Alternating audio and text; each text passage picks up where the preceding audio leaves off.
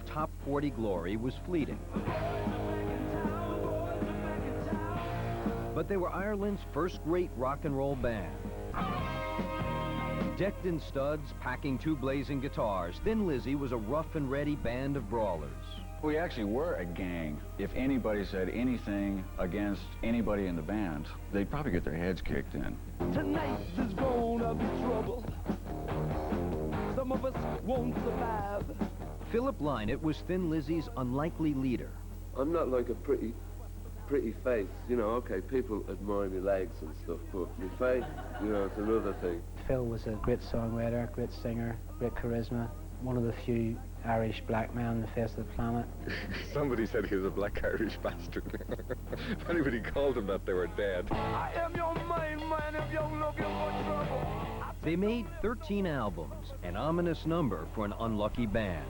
Rock and roll. Thin Lizzy was a real pressure cooker type of band. I think we always pushed ourselves almost over the edge. The sun goes down. Ultimately, their charismatic frontman was doomed. There was a darkness about him, you know, that I didn't like at all. Here's a guy, his role models were all dead rock stars. Hendrix, Elvis, Janis Joplin, they're all dead. I did not believe that the Lord was going to take Philip. I swear to God. Next day it was a funeral.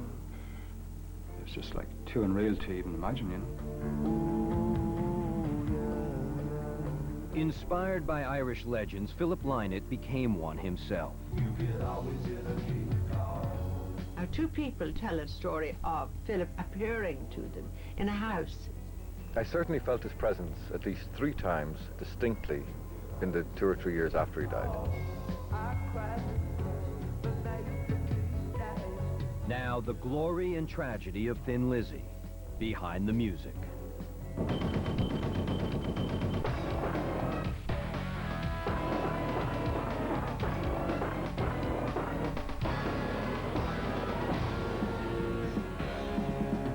Guess who just got back today? Them wild-eyed boys that had been away. In 1976, Thin Lizzy's raucous hit, The Boys Are Back in Town, was #1 in their native Ireland and number 12 in America. After 6 years and 6 albums, Thin Lizzy finally got their taste of big-time success. We're gonna play some old songs here. A medley of our hits. A song called The Boys Are Back in Town. The boys are back in town, boys are back in town. Oh yeah. They had only one big hit in America, but Thin Lizzy were far from one-hit wonders. Their time in the spotlight was brief, but when it was over, they would be hailed as the first great rock and roll band to come out of Ireland.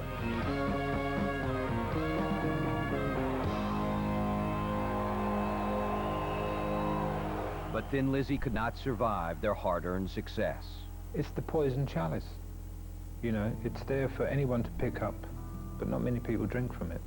And their soulful, poetic songwriter and lead singer, Phil Lynott, became a tragic hero. He wanted to be the best rock star ever to come out of Ireland, the greatest of all time. He wanted to put Ireland on the map. I really suffer from homesickness. If I don't get back to Dublin within 3 months, then I really start to suffer from homesickness. In 1986, 10 years after he and his band broke through with The Boys Are Back in Town, Philip Lynott was dead at the age of 36. He came home to the city that inspired him. After our affair, I swore that I'd leave Dublin. And in that line I left behind the years, the tears, the memories, and you in Dublin. He was such a romantic old fool. And at the same time, he was the rocker. Friends come to say farewell. We'd laugh and joke and smoke. And later on the boat I'd cry over you in Dublin. He had two sides to his nature. He was very romantic and very gentle on one side. On the other side, he was a hard man. God love him, wherever he is. And at sea with blowing hair, I think of Dublin, of Grafton Street and Derby Square, and those of whom I care, and you in Dublin. Throughout the wild years he fronted Thin Lizzy, Phil Lynott lived for his music. But when the band broke up in 1983, Phil withdrew into the darkness of a deadly heroin habit. The thing I always remember is him telling me he was running on empty. It's like this terrible Irish melancholy. It just sweeps over you. You add drink and drugs to that, that's a lethal combination. On Christmas Day, 1985, Phil Lynott was so sick that his mother could no longer be spared the awful truth. I said, I know everything. I'll take care of you. I'll get you better. I know I will. But Phil Lynott didn't get better. On January 4th, 1986, after years of drug and alcohol abuse, he died. His body was buried in Dublin, but in the music, his spirit lives on. Philip had this thing of sort of just blazing across the sky and making this vast impact and leaving something really interesting behind him that people would remember, and that's classical Irish mythology.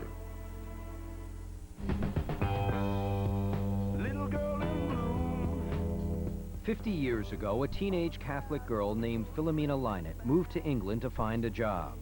She fell in love with a black man named Cecil Paris and became pregnant. On August 20th, 1949, she gave birth to her first and only child, Philip Paris Lynott. She decided to raise the baby on her own. Philomena's son was her pride and joy, but others scorned the unwed white mother with a black child. You'd be walking out with him and people would stop me and they'd say, oh, they'd say to Philip, give us one of your curls, you've got lovely curly hair. And he'd pretend to give, right?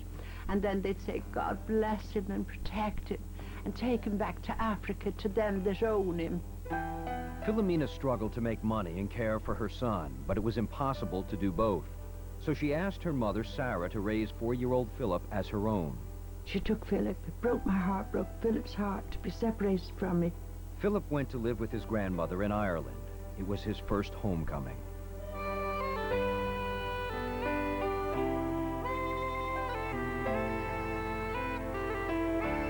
Young Philip grew up in the Dublin suburb of Crumlin and attended the local Christian Brothers school.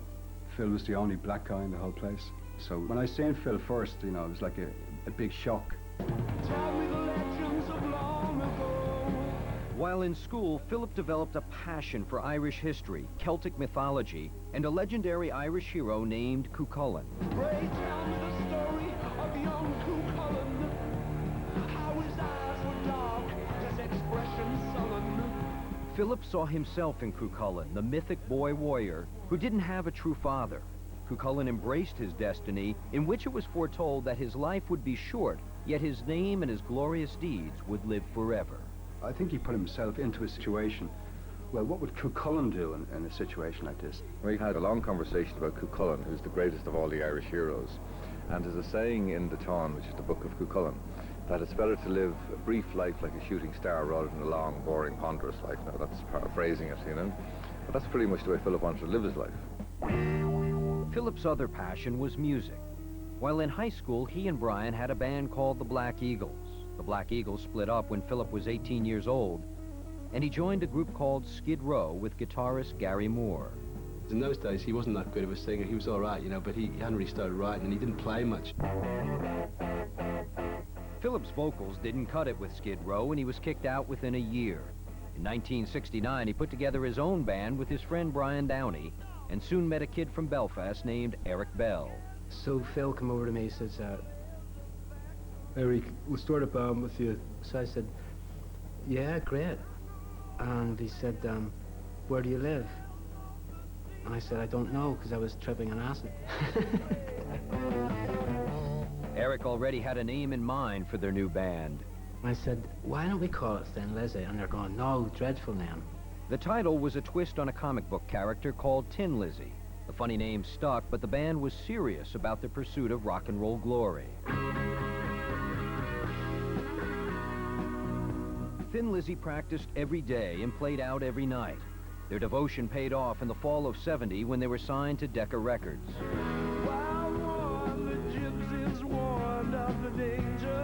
Phil and the boys knew the only way to make it big was to leave Dublin and move to England. In March of '71, Thin Lizzy did just that.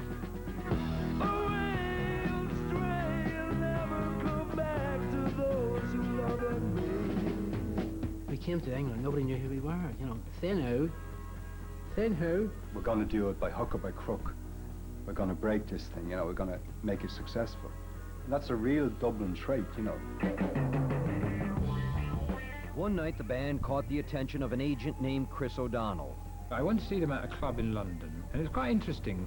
I heard a voice that I hadn't heard in rock up to that point.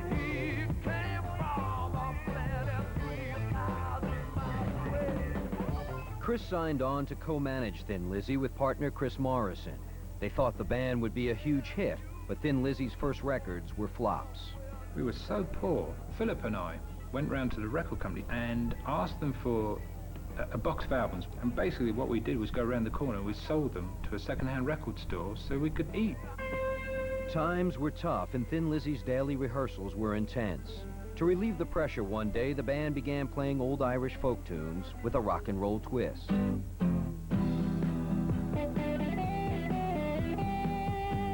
They all knew the traditional Irish song, Whiskey in the Jar, from childhood.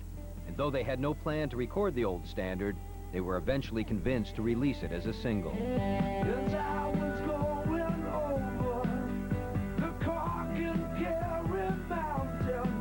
And we got a telegram from London saying, "Congratulations, Whiskey in a Jar is number 23 in the English chart." And we thought it was a joke.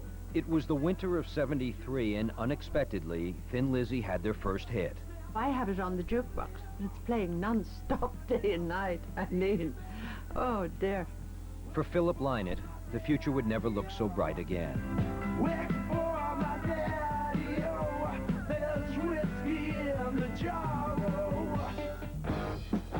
Next, Thin Lizzy breaks the first in a long string of guitarists. I walked on the stage and I was just like a zombie, basically. And I was going, "If you don't get out now, you're a dead man."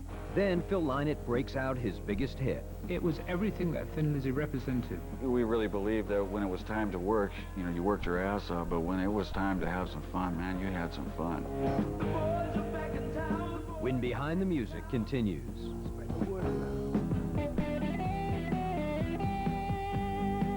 I was tired of hearing rock and roll stars saying how sorry they were for themselves, you know, like how they disliked fame and how they were bothered. I really went for it, hook, line and sinker. I took all of his money, and it was a pretty penny. After 3 years of gigging in the pubs of Dublin and London, Thin Lizzy scored a hit on the UK charts in 1973 with Whiskey in the Jar. It was a celebratory time, but guitarist Eric Bell was uneasy with the band's newfound success. All of a sudden, everyone did become interested in what we played and what we said and what we wore and what we did. And I could see Philip, who had a taste of the fame and fortune with Whiskey in the Jar, and he wanted more. Wanted it like there was no tomorrow. There's whiskey in the jar. Phil Lynott sought the spotlight. Eric Bell wanted no part of it. At a 1973 New Year's Eve concert in his hometown of Belfast, Ireland, Eric's anxiety reached a breaking point. I just cracked up, basically. I just went sort of... Started drinking during the day, and the gig was on at 9 o'clock that night. And I walked on the stage, and I was like, just like a zombie, basically, just totally destroyed, mentally and physically. And I was standing there, and I was going, "This is it, mate. If you don't get out now, you're a dead man." The next day, Eric Bell quit the band, and Phil's former Skid Row bandmate Gary Moore filled in on the tour. For me to just join a band and play guitar and play with Phil again, it was, you know, it was great. You know, I just walked straight back into it. When Moore left to continue his solo career, Phil never wanted to be caught without a guitarist again. So in May of '74, the band hired two new guitarists, Scotsman Brian Robertson and American Scott Gorham. The quartet released their first album together in the fall of '74. Nightlife wasn't a hit, but the band's new double lead guitar style was getting attention.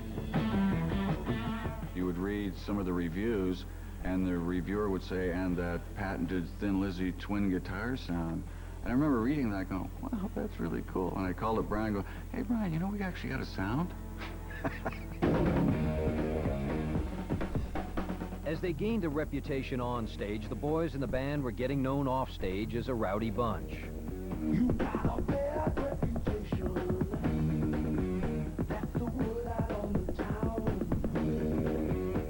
always thought of ourselves as this is our gang. If anybody said anything against anybody in the band, they'd probably get their heads kicked in. The biggest way to get a reputation was to be tough, and I got myself a reputation. Decked out in leather and studs, Phil Lynott acted out the part of a street-fighting man. Phil was kind of Liberty Valance, you know, the gunslinger guy. A fight would break out, and inevitably all the rest of us would get dragged into this war. Well, they've been the wild, wild ride, sailed all over the sea. But it was the same two-fisted Phil who was capable of writing Philomena, a touching song about his mother. And if you see my mother, tell her I'm keeping quiet. Dublin artist Jim Fitzpatrick says his friend Philip was full of contradictions. He had this great sort of poetic nature that was very gentle and a very feminine nature, which he would absolutely deny, but there you are. And he was creating a myth in himself. In 1975, Thin Lizzy made its first tour of America, a country Phil saw in mythic terms. America was always in his mind. You know, we all grew up with American imagery in our minds. They say people out in Hollywood. When he finally got to America, it was almost everything that he'd ever thought America was going to be. The whole LA scene, he just melted straight into it. He loved it. They're living out a technicolor dream. Next day they're a star overnight. The 6-week American tour only increased Phil Lynott's hunger for stardom. Fighting! But Thin Lizzy's next album, Fighting, failed to knock record buyers out in the fall of '75. So Phil and the band went to work on a record that, after so many failures, was their last shot at the big time. We wrote, and that's when we came up with the Boys Are Back in Town. G.I. Joe Is Back was the working title for a tune Philip wrote about soldiers coming home from Vietnam. The name got changed to The Boys Are Back in Town. Friday night they'll be dressed to kill. It was everything that Thin Lizzy represented. Friday night, dressed to kill, a few drinks, they wanted to make some chicks, and they wanted to rock. That jukebox in the corner blasting out my favorite song. The song was released as a single in March of 1976, and Phil and the boys were shocked as it raced up the charts, going to #1 in Ireland and #8 in the UK. All of a sudden, we've got a hit record on our hands. What the hell's going on here? What do we do different? It's very American sounding, you know. And that was the idea all along. We wanted a band to sound like that. The song hit #12 in the States, and Thin Lizzy returned to America. This time, they were stars. Philip had great fame, and he took me everywhere. They were great days. I was driving around America in Cadillacs with bars in them, things I never, from the poverty, remember, that we'd had. We've made it. We did it. I don't know how, but we did. Spread the word around. Get us back in town. It was the high water mark of Thin Lizzy's career, but it wouldn't be long before the tide would turn.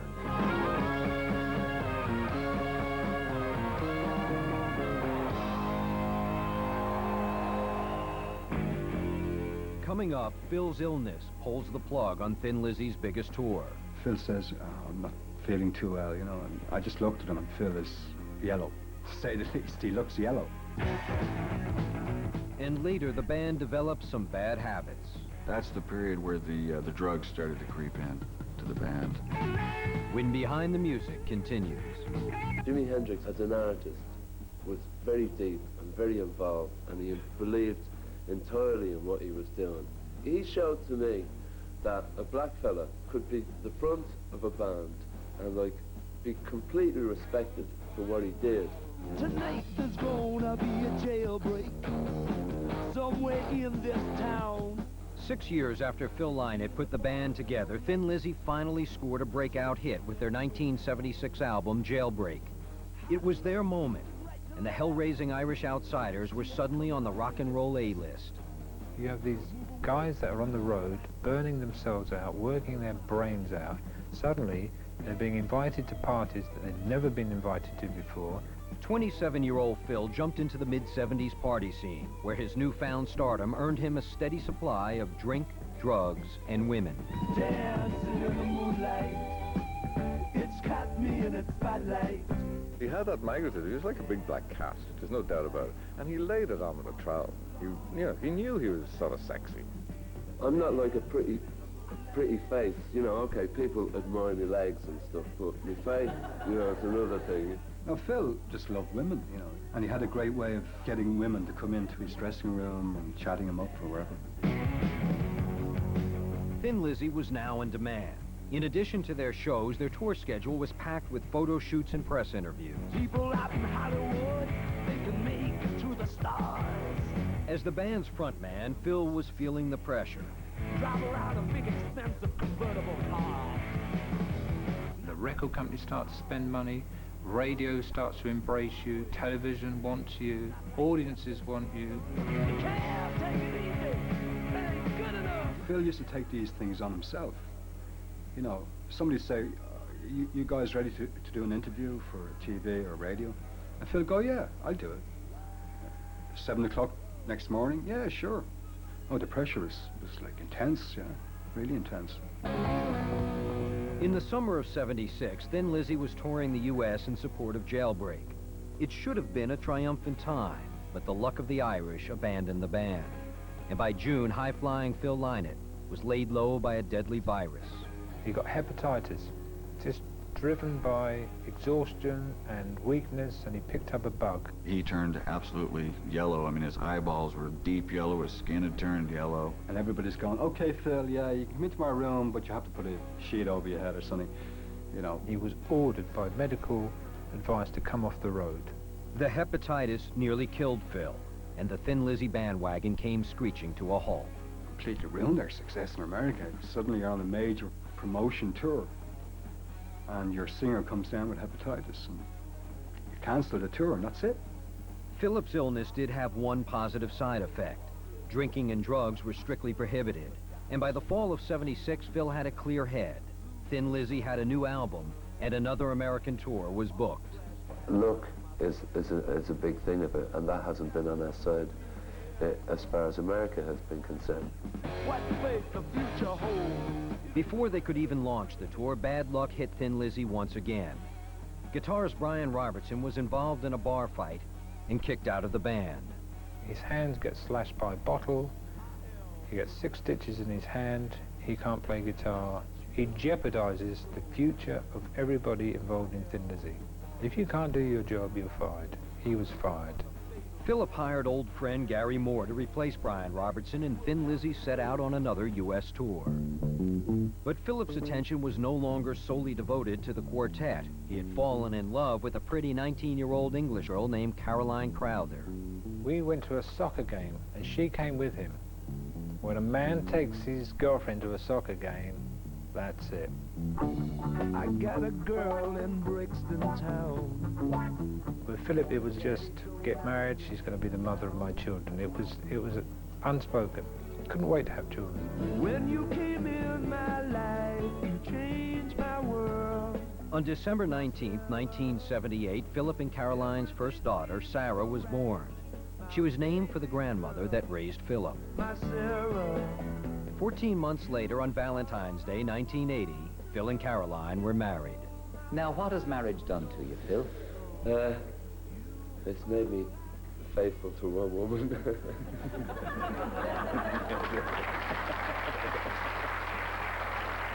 He was a guy that was hanging out in clubs and dancing the night away, you know, suddenly he had children. I remember we went on a holiday together, and we were on the beach, and he was playing with Sarah, and he adored her, you know, absolutely adored her.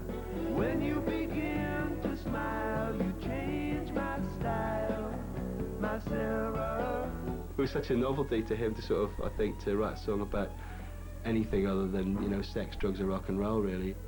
It's okay when you're in a studio and there's no one there and you can say, I love you, you know, but like when there's a couple of thousand people there, you know, I just don't feel like saying that in front of a lot of people. I'd much prefer to say, or knock your head off, you know.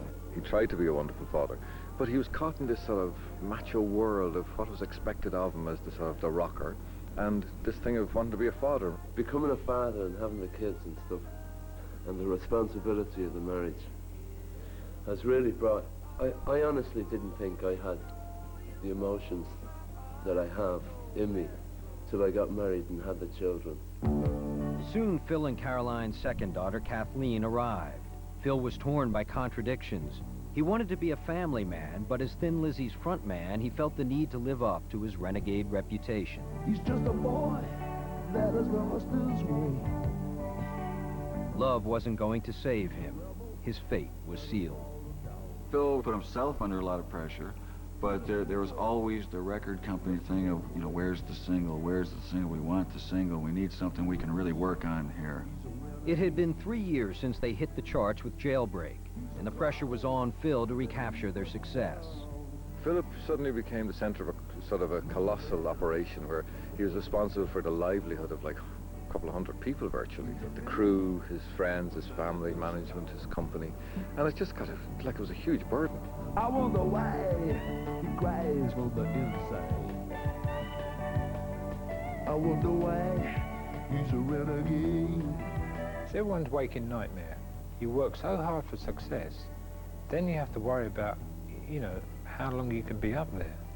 Oh please, I'm on my begging bended knees. By 1979, as they struggled to get back on the charts, two band members developed very bad habits. That's the period where the drugs started to creep in to the band. We started recording in Paris, and that was the spot where the heavy stuff started to roll in. According to Scott Gorham, he and Philip began using heroin as a way to escape their disappointment with the band's inability to reclaim its former glory. We weren't exactly getting any bigger at this point, which was pretty disappointing to all of us. I just dislike the word failure associated with Thin Lizzy, so when people say you failed to make it in America, you know, it's the word failure, and I don't like that. Phil and Scott's heroin use isolated them from the rest of the band. Gary Moore had had enough. It's getting to the point where, you know, we'd go on stage and like, Phil would get the words to the songs. The band was becoming a shambles, and I was really beginning to hate it. By 1982, the band was faced with smaller crowds and failing physical health. Thin Lizzy was falling apart, record sales fell, and Philip and Scott plummeted deeper into their addiction. I took a line that leads you to the opium trail. It was decided the band should break up. The Chinese connection refines to heroin. The great Thin Lizzy goal, all of a sudden now it started to feel like it wasn't achievable any longer, and even if it was, I was starting to wonder if I even cared. For Phil Lynott, the disintegration of Thin Lizzy was the beginning of the end. Here's a guy, his role models were all dead rock stars. Hendrix, Elvis, Janis Joplin, Brian Jones. They were all dead. He knew that there was a great possibility that if you live a similar lifestyle and you model yourself on those icons, that quite possibly your end would be the same. Some people die of drugs, you know. Now, I wouldn't like to glorify drugs at all, but I wouldn't like to totally say, you know, people who take drugs should be taken out and shot at home.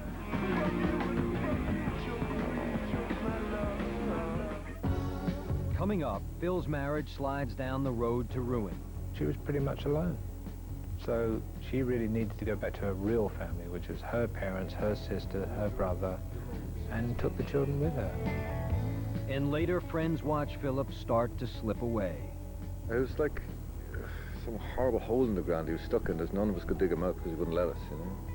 When Behind the Music continues.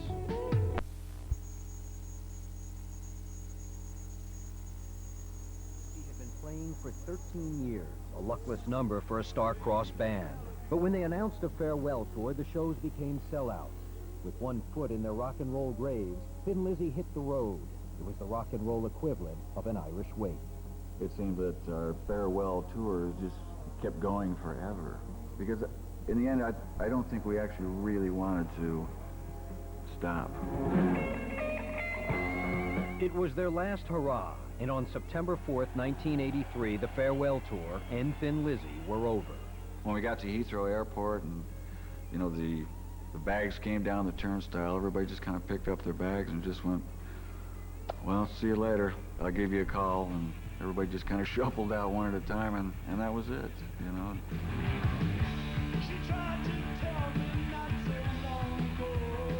The band wasn't the only thing in Phil Lynett's life that had fallen apart. After 3 years of marriage, Philip and Caroline separated. She took their 2 daughters and returned to England. Well, she was pretty much alone.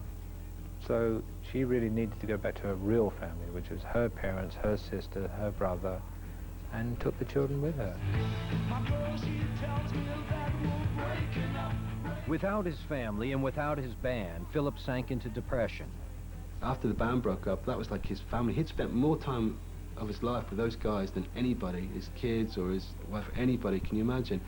And he was so close to those people. In his heart, he was lost, man. He had nothing.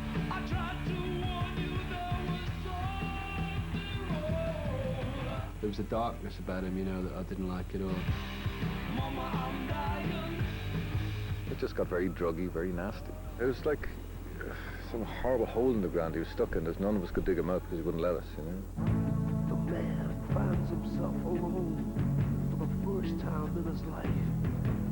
He wanted to be a man apart at the end, you know, and he grew apart from everybody. This living on his own has turned his heart to stone. Jim Fitzpatrick rarely saw Philip during the last 2 years of his life, but occasionally the two would meet on this stretch of sand near their homes. There's a funny thing about the sea, because you have sand, and you have water, and you have air. And if you say smoke a cigarette, you've got fire, you know? And you have all the elements there, you see, so I always get a strange feeling. I remember him when we were friends. He was, you know, a very intellectual man who was very well educated, who was a very cultured man who pretended to be the opposite of all these, you know? And that's the great contradiction of Philip, you know?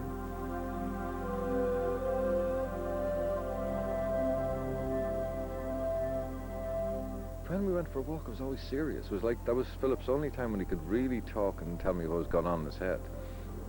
That was the very last conversation he had with me, where he just said, Jim, I'm running on empty, I'm gone, you know? And I was saying, Philip, for Christ's sake, you can't, you know? He just said he was gone. He was burned out, you know? Scott Gorham had not seen Philip in over a year. He says he needed the separation so he could get clean and sober. When he finally went to visit his old friend, he was shocked at the state Phil was in. He opens up the door at his house, and I knew right there that he was still doing it. He was still in a terrible state, and you know, we sat down, we talked about it for a while, and he says, you know, I know I'm giving this up. You know, I'm going on the big clean deal now, and you know, it's going to work out for me, and you know, don't worry about it. I'm going to be cutting it out. Phil's mother didn't know he was hooked on heroin, but she could see that something was terribly wrong with her son.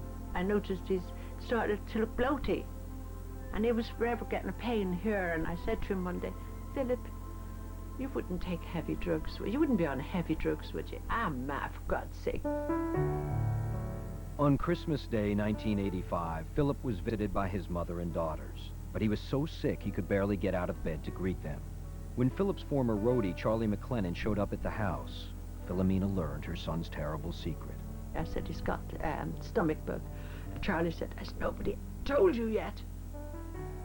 Charlie told Philomena that her son was a heroin addict and that he was in desperate need of a doctor. I got hold of him. I said, listen, you're going into a clinic. I said, I know everything now, and I'll get you better. That day, Charlie drove Philip to a private rehabilitation clinic almost 2 hours away. When Phil finally arrived at the Clouds Clinic, doctors quickly determined his system was failing and he needed to get to a hospital. He was immediately driven to the closest hospital in Salisbury, 30 minutes away, where he was put into intensive care.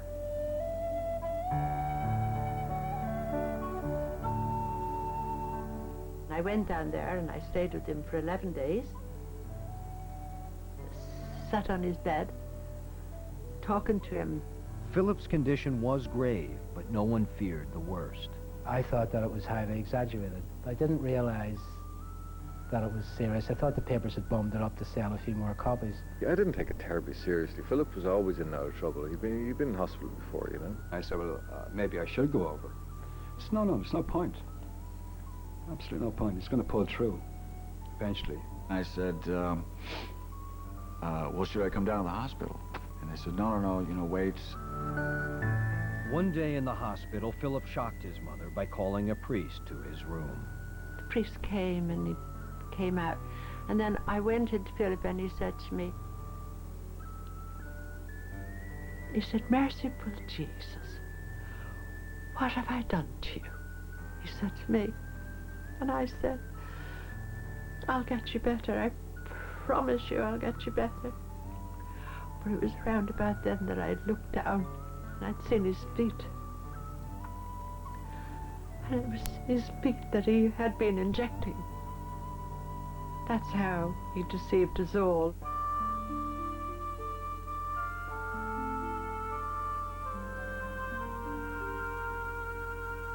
Philip was near death. His liver, kidneys, and heart were shutting down.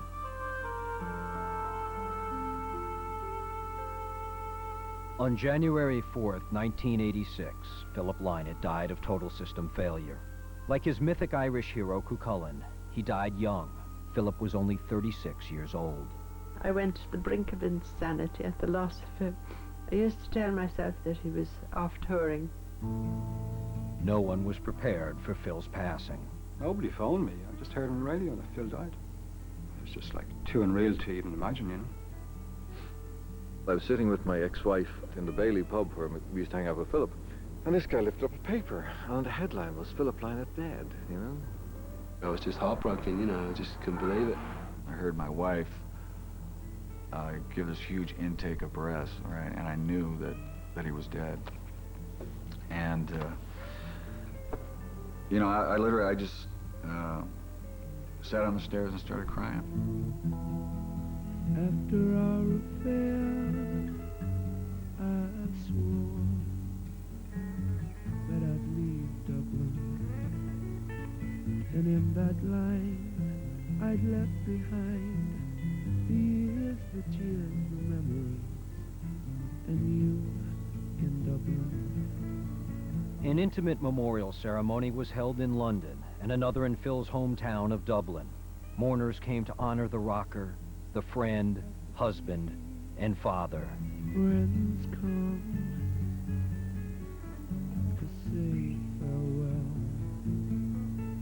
The father of Irish rock will always be remembered for his enthusiasm, for the loyalty he showed to his friends, and his ability to inspire others to break the system and get through it as he had done himself.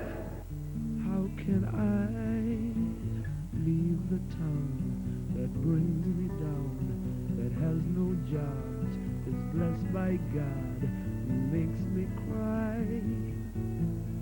Dublin.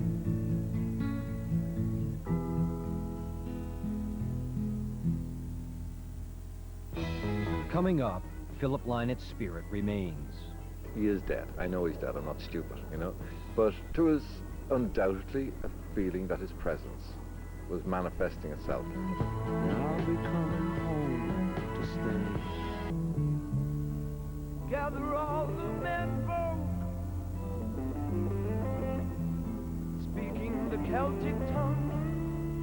Like Cuchulainn, the legendary Celtic hero he had studied as a young man, Philip Lynott had led a short life. But the memory of his deeds would live on. As in the days of old, the hero's songs would be sung down through the years. The land is barren. Friends say that Philip's spirit is still with them. No, a powerful spirit, yeah, absolutely. Powerful presence, you know. And there's, I mean, a lot of very strange, unexpected, inexplicable things happened. I certainly felt his presence at least 3 times distinctly in the 2 or 3 years after he died. I mean, it was absolutely unmistakable. I had no doubt he was there, you know. Now, it's awful when you hear people say, "I can't believe he's dead." He is dead. I know he's dead. I'm not stupid, you know. I'm also not superstitious, you know. But there was undoubtedly a feeling that his presence was manifesting itself. But this is a song while I'm away to say all the things I'd love to say. Phil's mother often hears stories from friends and fans of otherworldly encounters with her son. Now, two people, you get one telling the story of Philip appearing to them in a house. And then the wife sat and said she had the same experience at the same time. And he said to her, I want you to tell my mother that I am at peace. Okay, I'm going to read Philomena. This song was written for his mother. I've been a wild rover, sailed all over the sea, but this thing that makes me wander has made a fool of me. For it took me from my childhood underneath the stars and the skies, and I still hear the wind whispering through the wildwood, whispering goodbye. It's home boy's home, she's home boy's home, no matter where I roam. If you see my mother, please give her all of my love, for she is a heart of gold there, as good as God above. If you see my mother, tell her I'm keeping fine, tell her that I love her, and I'll try and write sometime. That's pretty much Philip, you know. Philip Lynott and his mother spent much of their lives apart. Now Philomena visits her son's gravesite every day, taking care of the many flowers and gifts regularly left by his devoted fans. Years after his death, Philomena says she understands her son better now. There's a video where you see Philip walking over a bridge in Dublin, and he stops, and he just leans his head on the railings, and he sings, this boy is cracking up, this boy is breaking down. And every time I hear it, he was saying something, but nobody listened. This boy is cracking up. This boy has broke down. Philomena remains haunted by her son's music and her memories. It was his phone call.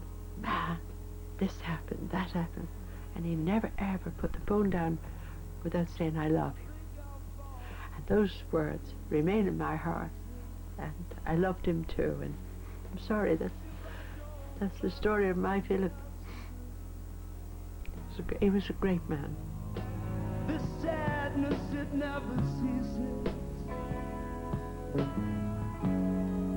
Oh, I'm still in love with you.